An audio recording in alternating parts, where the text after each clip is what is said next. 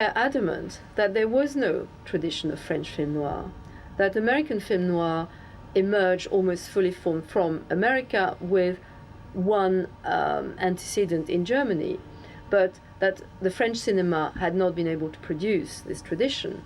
Now, of course, this wasn't true because there were the poetic realist films of the 30s, which are precursors of film noir. But when one sees Le Corbeau today, it's almost incredible that they would have overlooked it. Now, I think there are two reasons why, in this official account of film noir, Le Corbeau has been ignored. And one has to do with the very conflictual reception of the film, but also I think one has to do with the fact that in the post-war period, the traumatic period of the occupation is one that French critics wanted to forget. It's one that French society in general wanted to forget. And this kind of denial of Le Corbeau is part of the denial of those black years of the occupation.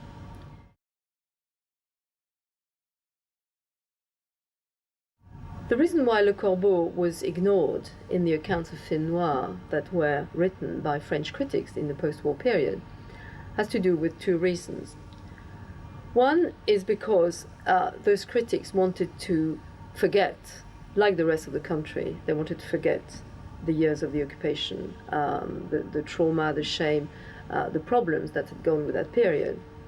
And that's one reason why the films of that period, and Corbeau in particular, got left out of those accounts. But the second reason has to do with the incredibly conflictual and even scandalous reception of the film.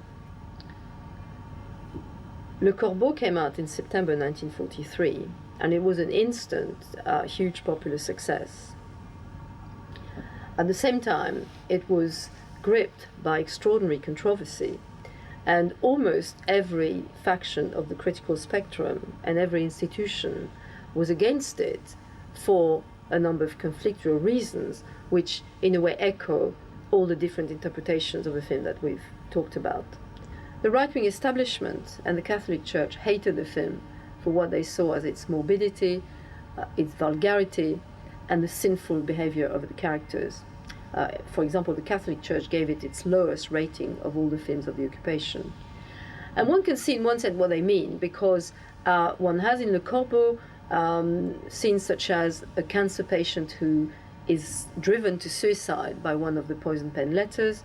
One has the character of Denise throwing herself down the staircase to try and abort her child by Germain, etc. One has a woman lynched by a mob, driven to frenzy. So it's a film that depicts a particularly corrupt, sinful population, and one can see, in one sense, why the establishment, and in particular, the establishment that was imbued with the values of the Vichy government, of work, of family, of nationhood, would object to such a dark and cynical film.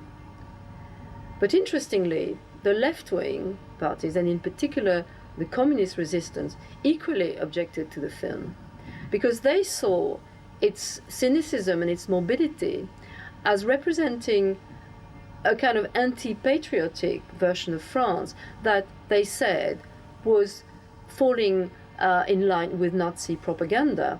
In other words, they said Le Corbeau is a film that could have been made by the Germans, and of course the fact that it was made by a German studio helped, because it follows Nazi propaganda, which seeks to portray France as a deeply corrupt and decadent country. Interestingly, while both the right and the left in France hated the film, so did the Germans, who saw in it a critique of the practice of the anonymous letters which they encouraged. And in fact, it was distributed in German occupied countries, but not in Germany itself, and it was distributed in those occupied countries as indeed anti-French propaganda.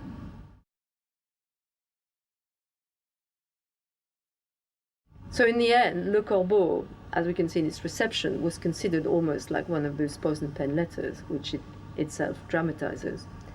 At the liberation of France, a number of trials were set up which sought to purge France of its collaborators. And of course, in this context, everybody who had worked for the Germans or for German-controlled firms was in trouble. And this was the case of Henri-Georges Clouzot and also his scriptwriter Louis Chavance. Clouzot was tried for having worked for Continental and also having made Le Corbeau, and he was temporarily banned for making films, for working in the French film industry. In 1947, Henri-Georges Clouzot was able to return to work, and he made Quai des Orfèvres, which was his next great success. At the same time, Le Corbeau was reissued, and this time it was almost universally proclaimed as a masterpiece. Clouzot was then able to begin his long career, which would include such successes as The Wages of Fear in 1953 and Les Diaboliques in 1954. And Le Corbeau then could be seen as the first in a long series of great thrillers, which would lead to Clouzot being called the French Hitchcock. Away from the infighting of the occupation period and the conflicting ideologies of the time, it is possible now to turn to the film as a piece of filmmaking. For a long time, Le Corbeau was unavailable in an English subtitle version. Now finally, thanks to this DVD, you will be able to watch this black jewel in the crown of French cinema.